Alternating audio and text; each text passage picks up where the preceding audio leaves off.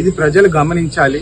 కాకా వెంకటస్వామి గారు Ramagundam heart of Peddapalli అని చెప్పి చాలా దగ్గరగా రామగుండంలో ఉండి పనిచేస్తున్నారు. రామగుండ ప్రజల ప్రేమ తీసుకొని వాళ్ళ ఆశీర్వాదంతో దాదాపు 40-50 సంవత్సరాలు పెద్దపల్లి ప్రాంతానికి సేవలు చేసినారు. మరి దాని తర్వాత వివేక్ గారు ఎంపీగా మీరందరూ గెలిపించుకున్నారు.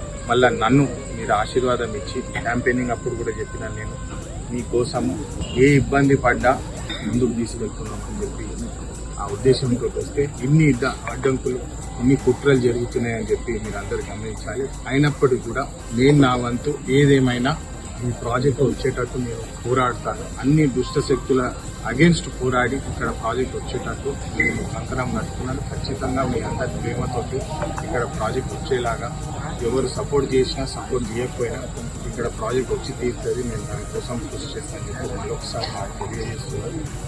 జై హింద్, జై తెలంగాణ.